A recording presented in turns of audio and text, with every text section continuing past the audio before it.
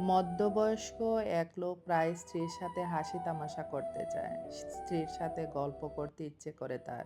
কিন্তু স্ত্রীর মনে তার জন্য কোনো টান নেই। বরং সেই লোকের হাসি, গল্প বলা ওই স্ত্রীর কাছে বিরক্ত লাগে। এখন আমার ভিউয়ার্সরা অবশ্যই সেই লোকের স্ত্রীর দোষ শুনতে পাচ্ছেন, তাই না? এই ব্যবহারের জন্য পুরুষ কিন্তু দায়ী। কম বয়সী থাকতে কখনো পুরুষ কোথাও ঘুরতে নিয়ে যাননি, শখ করে স্ত্রীকে কিছু কিনে দেননি, একদম সময় দেননি। সংসার আর বাচ্চা সামলাতে সামলাতে বেচারি স্ত্রী অভ্যস্ত হয়ে গেছেন। স্বামী ছাড়াও তার এখন চলে। এখন আর স্বামীর জন্য তার মন কাঁদে না।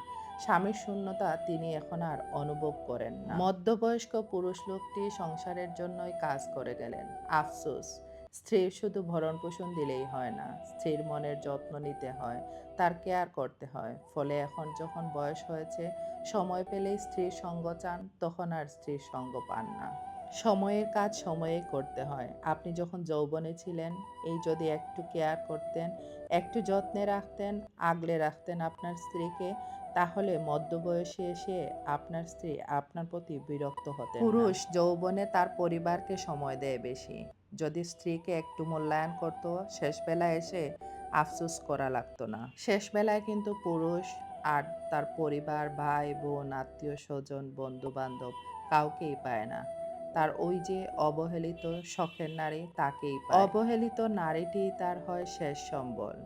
আর এই শেষ সম্বল যদি আপনি প্রথম জীবনে মূল্যায়ন করতেন, তাহলে এই শেষ বয়সে, মধ্য বয়সে এসে আপনার আর আফসোস হায়-উতাস করা লাগতো না। সবার দাম্পত্য জীবন সুন্দর হোক, এই গল্পের মতো যেন কারো জীবন না হয়।